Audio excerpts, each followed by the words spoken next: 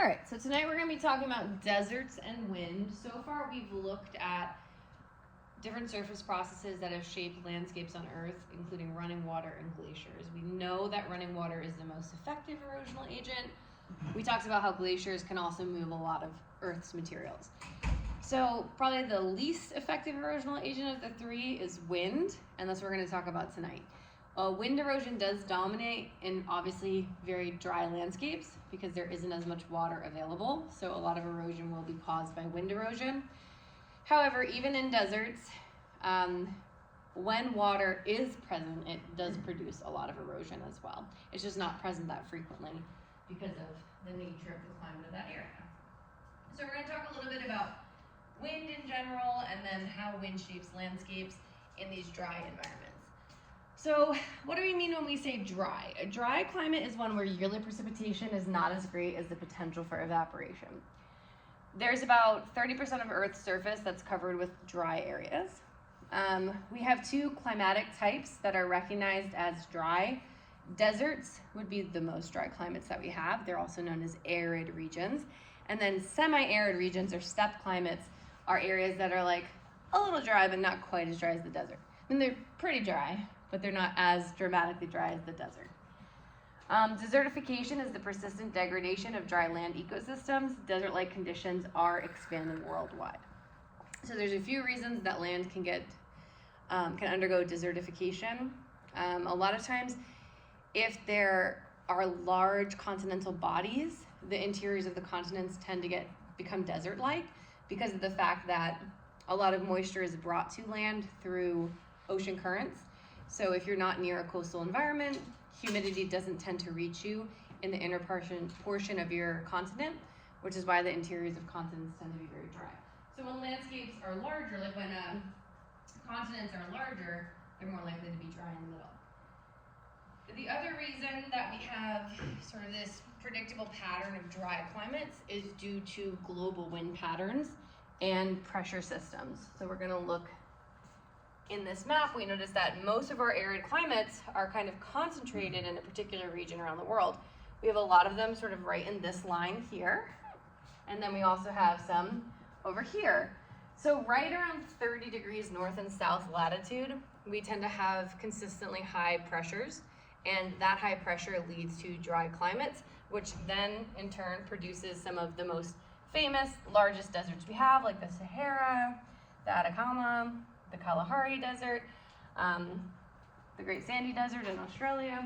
So those are going to be driven by the pressure systems at those areas.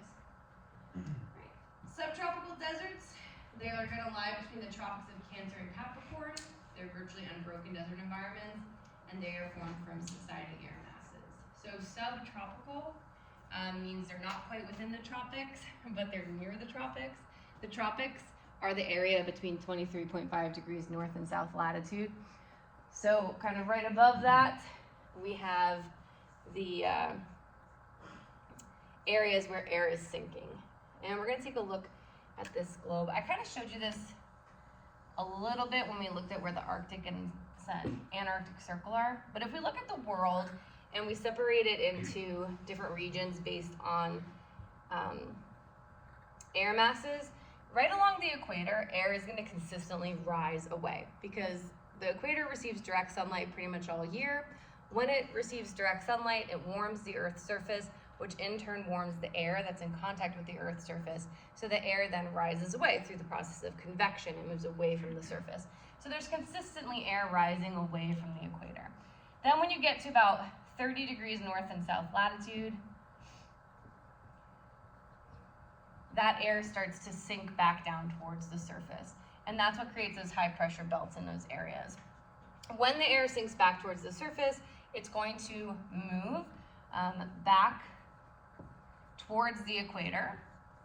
But because of the fact that the Earth is spinning, the direction of the wind is curved. It doesn't go straight from 30 degrees north to the equator or straight from 30 south to the equator.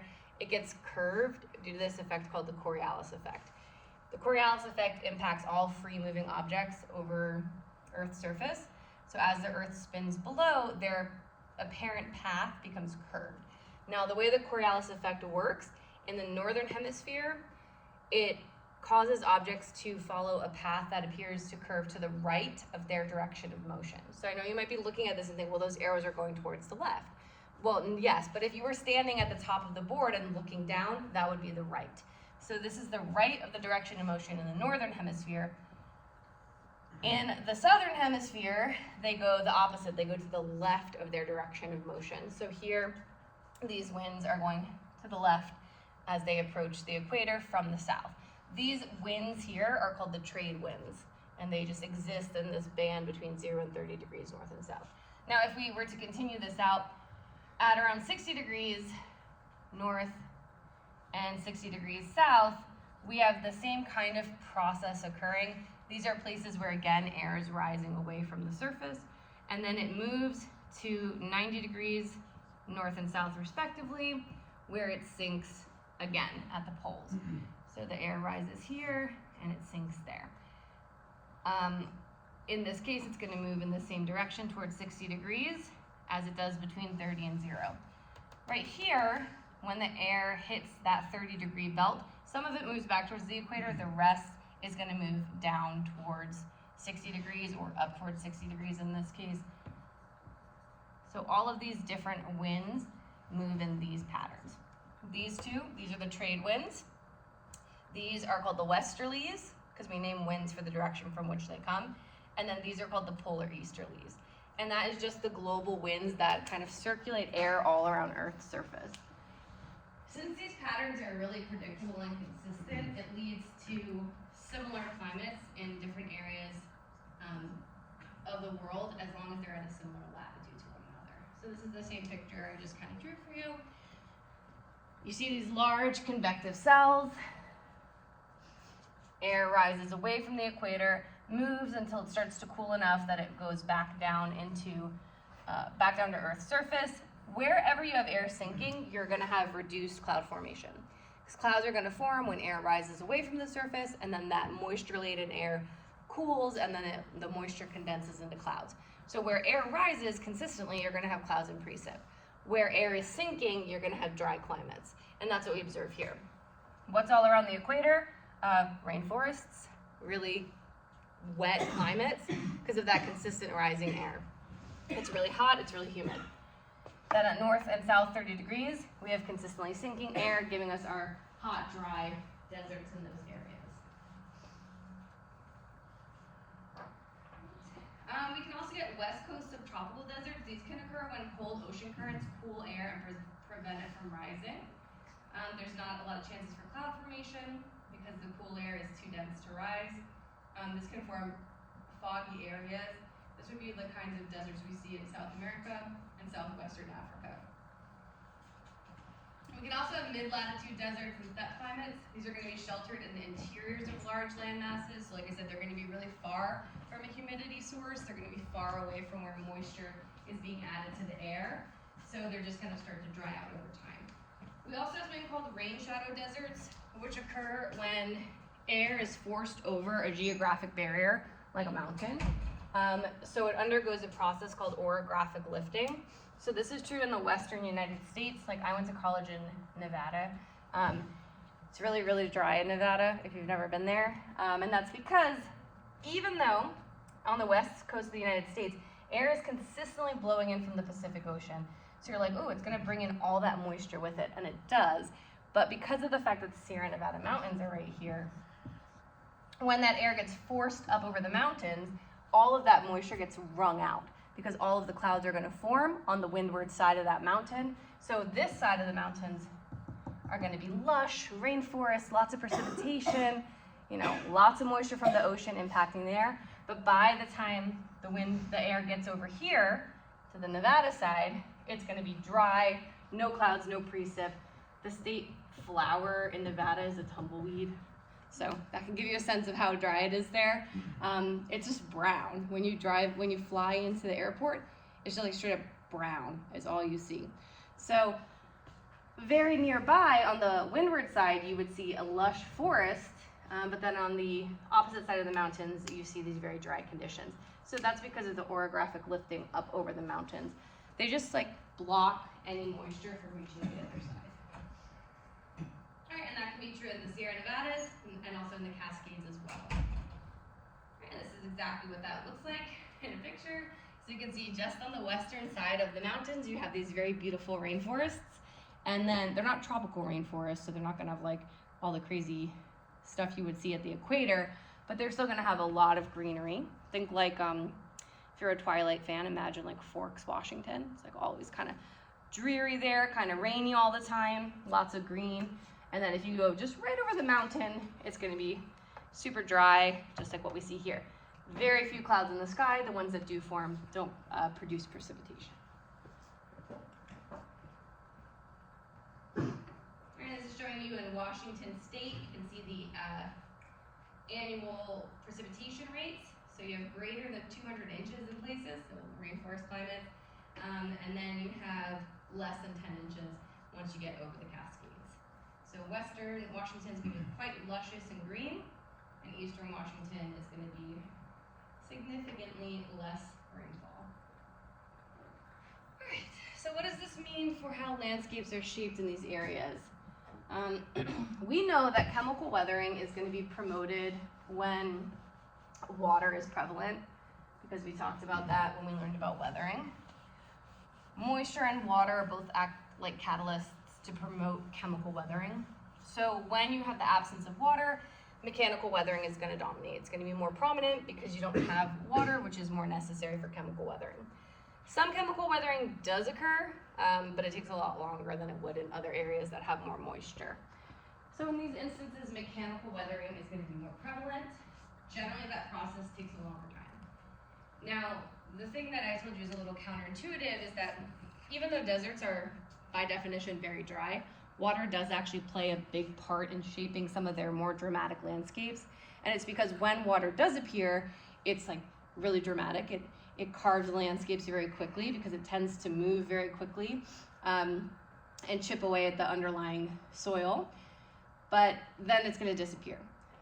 So ephemeral streams exist in the deserts. These are intermittent streams. They only carry water in response to specific periods of rainfall.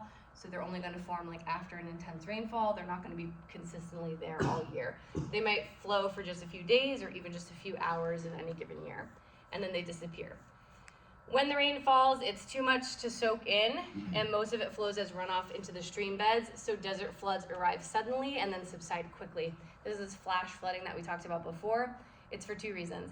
When rain does fall in the desert, it tends to be kind of a lot all at once, and the desert itself, because of the fact that the ground is typically very hard packed, it has like a lot of clay minerals, it doesn't really have soil the same way we would think. If you go to a desert, you can't like scoop up the ground, it's usually hard pan, and therefore it limits infiltration.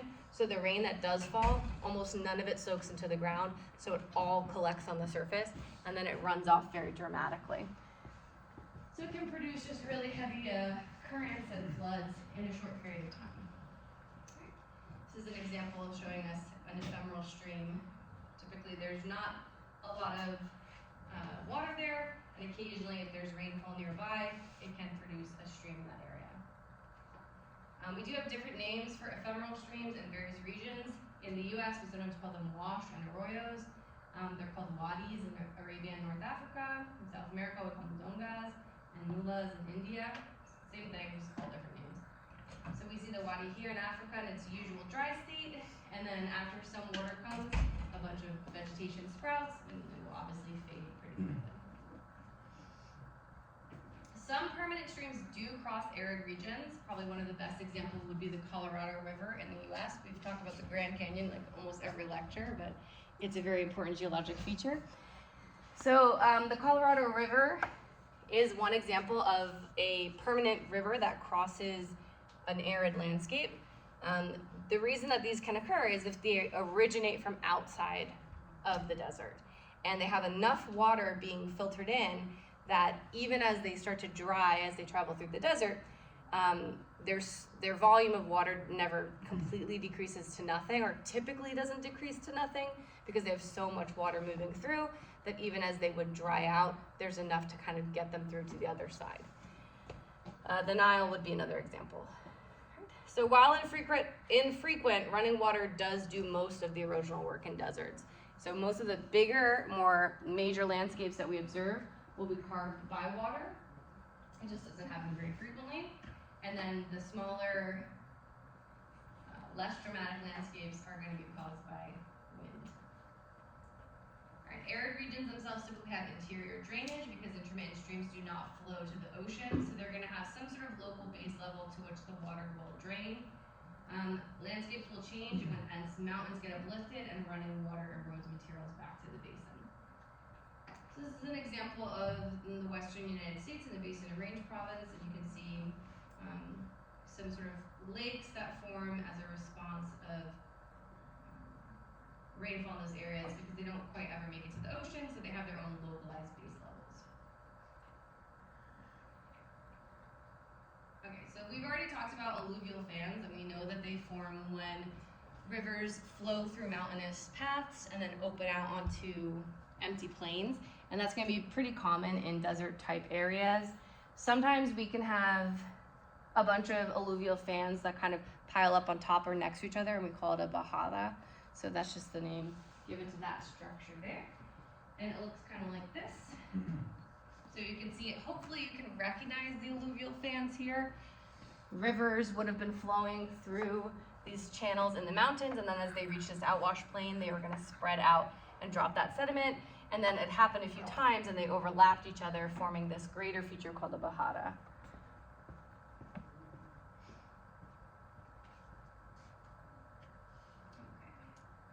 During heavy rainfall, streams also can flow across the bajada and form shallow, short-lived playa lakes. The dry lake beds left over after the water evaporates are called playas. And if you have continued erosion that diminishes the mountains into tiny little knobs, they're called Inselbergs. So this is an example of a playa in Death Valley. You can see the bajada here. You see all the different alluvial fans that are over connecting to one another. And then you have a playa lake out here.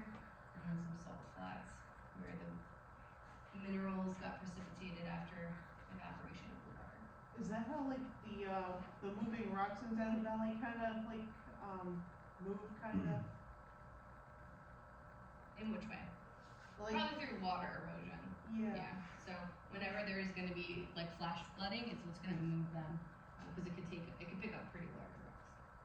All right. So now we're going to talk a little bit about how wind itself actually transports sediments. So we learned about how water transports sediments and about how ice transports sediments. And we know that water is a fluid, so it leads to sorting of sediments, larger particles being dropped off first, smaller particles being carried large distances. Glaciers are solids, they're ice, so they don't sort their material if it's deposited directly by the glacier. So we said that all of this different glacial sediment is called drift.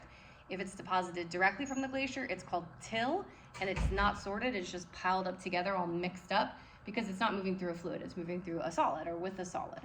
And then if meltwater from the glacier pulls some of that sediment further away, it would become stratified drift, which would be sorted because it's moving through water, even though it's still technically part of glacial erosion. So wind is also a fluid. It's not a liquid, right? But it is a fluid, so it's going to sort materials just very similarly to how rivers would.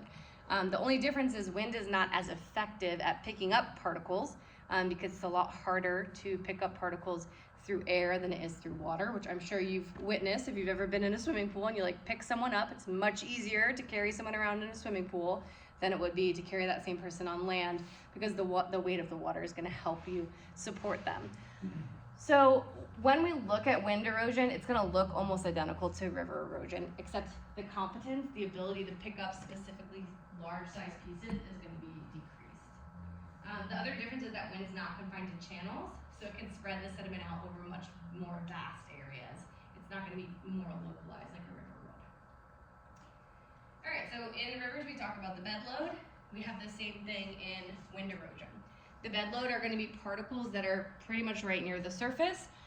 Typically it's going to be little grains of sand. They're going to move through siltation, that same process we talked about, jumping, skipping along. Picks it up for a minute, puts it down, picks it up, puts it down. If you've ever been to the beach on a particularly windy day, you feel like the sand, kind of like sand blasting your shins. That's this process occurring there. it's hard for the wind to blow hard enough to pick the sand up to get to like your face, for example. It usually stays pretty close to the ground, which is where you would start to feel it. Now, again, when I was in Nevada, there were some days where I would be walking to class and the wind was just whipping and there'd be like dirt blowing all over my face. And I was like, this is insane. But it's very flat there, it's very windy in those areas. So there are times, obviously, when the wind can blow hard enough to pick stuff up. But regularly, it's gonna keep anything sand size or above very near to the surface. Height of the bed load rarely exceeds a meter above the surface, typically no higher than half a meter. So like about, knee height at most, depending how tall you are. This is an example of a little sand grain jumping around. And just above the bed load, just same as in a river, we have the suspended load. So these are the particles that are going to be able to stay suspended in the air. There's a lot of these. I think a lot of times, we think of air as not having solid particles floating around in it all the time, but it obviously does. Instances where you can see this easily, if you go into, say, like a dimly lit room and you see sunlight coming in through the window and you see like all the dust sort of floating around in the air, you realize, oh yeah, there's like stuff floating around me at all times. Dust, pollen, soot, all kinds of things that you're breathing in every second of the day. Mostly these are going to be about the size of silt. They have to have a high surface area as compared to their weight so that they're like the opposite of aerodynamic. If they're aerodynamic, they're just going to sink right through the air. But if they tend to flutter more, then anytime they start to fall, they're going to get kicked back up. So they're going to stay in suspension. It's hard to move fine particles unless they've been disturbed on the surface. So for example, a clay road without a car driving on it, it's hard to pick up the individual clay particles, but if there's like a disturbance, then they get picked up more easily. Suspended load can be transported pretty far distances, so dust from the Sahara can reach the Caribbean, because once it's in suspension, it can stay for a really long time.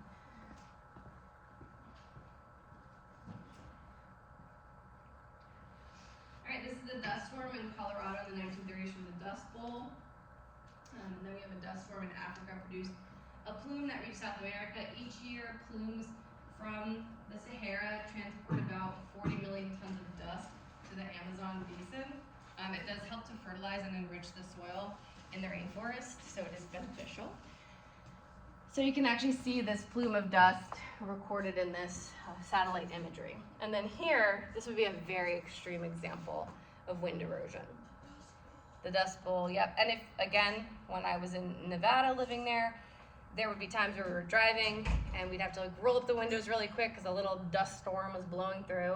And if you didn't do that, you'd get like dust all inside your car and it'd be pretty uncomfortable. If you've watched any, I feel like a lot of times like space, like sci-fi stuff, Star Wars or like Interstellar or something, they're gonna show like these dust storms that kick up on other planets. So they can occur. The winds have to be really strong and there needs to be a lot of loose sediment for that to happen. So they're not frequent, they don't occur commonly. Especially here in the eastern United States, we don't really get that stuff. All right, now, unfortunately for wind, compared to glaciers and running water, it is insignificant in terms of erosion. It's just like really not that good at its job. However, it is most effective in arid regions, even though water still shapes the majority of their landscapes. Wind, where we'll see it playing a role, will be in desert landscapes. In other landscapes, we're not going to really see much of an impact from wind at all. All right. If you have a lack of vegetation, that's going to obviously increase wind's erosional power because vegetation, we know, roots soil to the ground. So without it, we're able to move things more efficiently. All right, so there's a few different processes we're going to talk about and a few different features we're going to look at from wind. The first is this idea of deflation. This is the lifting and removal of loose materials. It can be hard to notice because an entire surface is typically being lowered. So it's just like the wind is blowing away the surface of the land. Sometimes we can notice it if there's like some sort of feature that's preventing deflation in one area. We would notice it in the surrounding areas.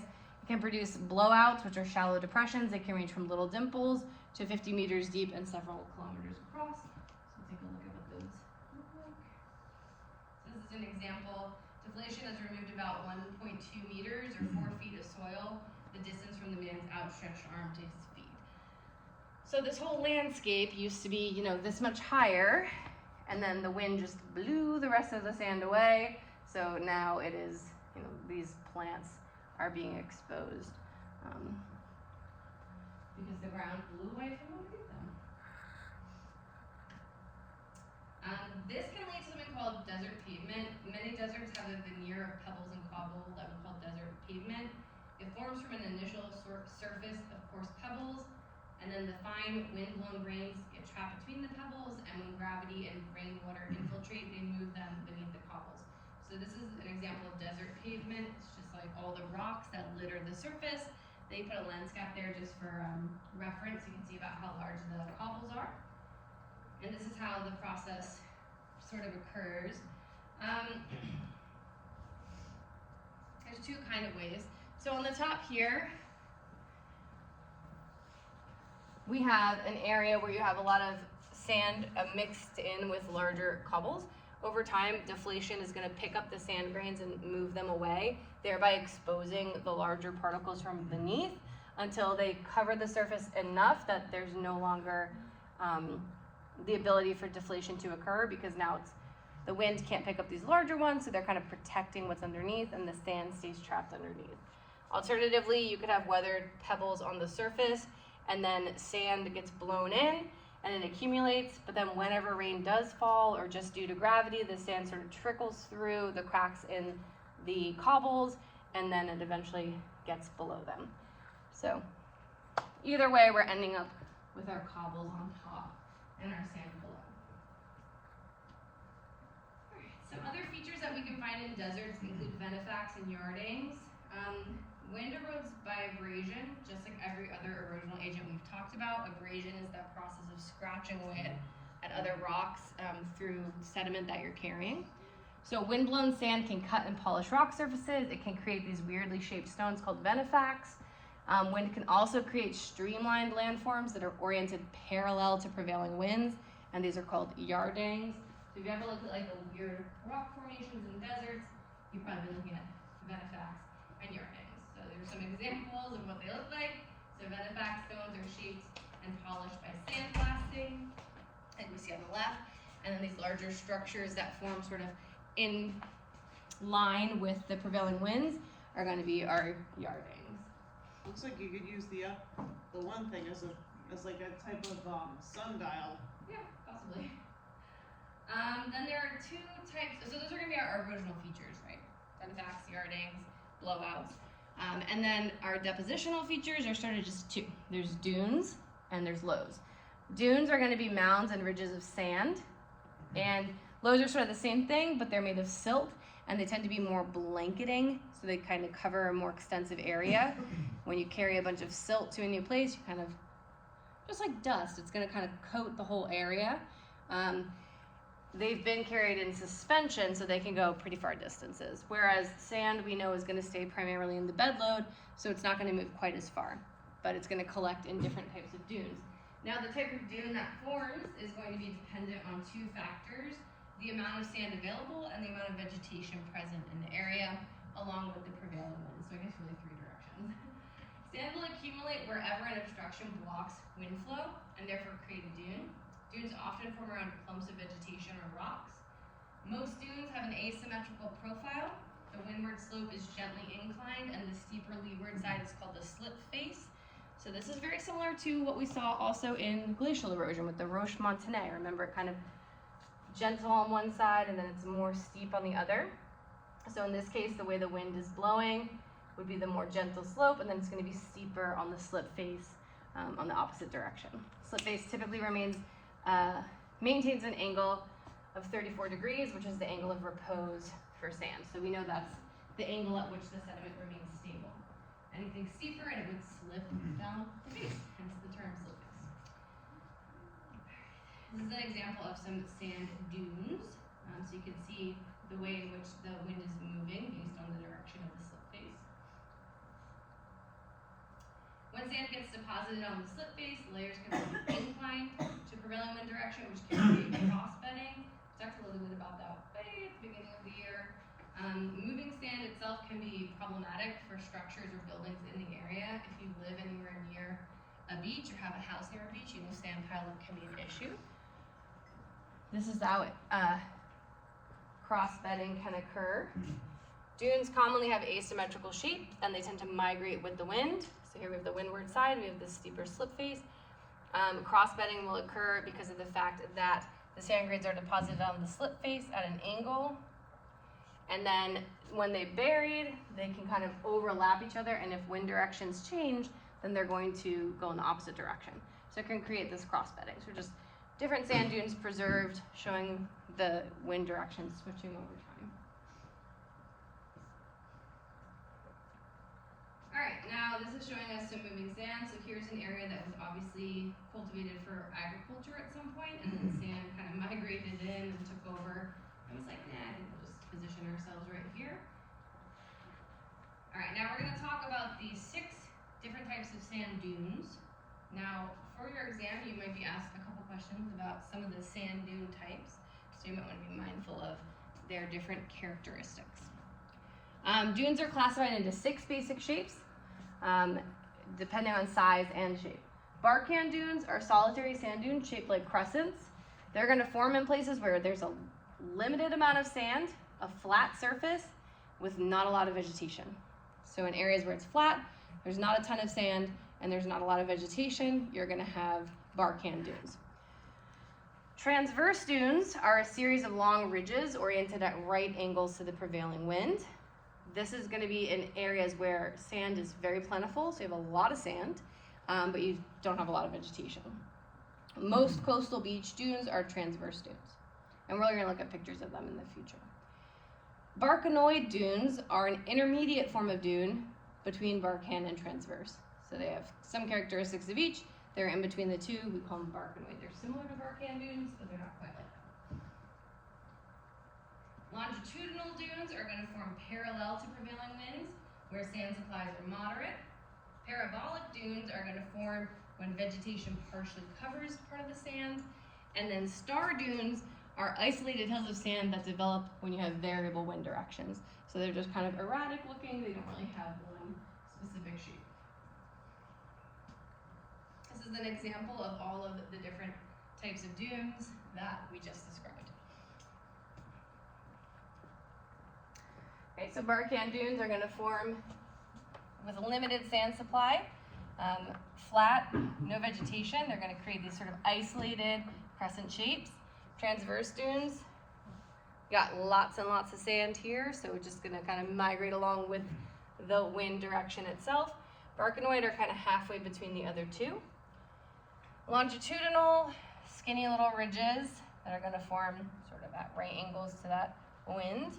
Parabolic are going to form when you have the wind moving the sand towards or in the same direction as its motion, but vegetation exists in these areas, so it kind of slows down the progress, so they move at varying rates. And then we have the star dunes, where it's just random winds coming from all directions, so they create these like star-shaped patterns.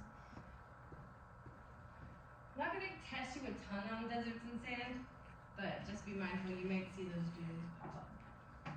Loess or silt deposits are the other depositional feature formed by wind. They're wind-blown silt deposits. The material is deposited by storms for thousands of years. The sources of sediment can be glacial or desert in origin. Loess in China can originate from desert basins in Central Asia. Loess in the US and Europe can be the product of glacial material. So this is a vertical bluff near the Mississippi River in Illinois. It's about 10 feet high. It's a loess deposit. So this is silt that just kind of coated this area after it was transported here through winds. In parts of China, there's sufficient structural strength in these structures so that they can actually excavate them and just build right into them. And that's it. It's a pretty short lecture for wind. So, it's a pretty short night for us. Now, actually, before we wrap up, I want to show you one more thing. Does anyone have any questions on wind?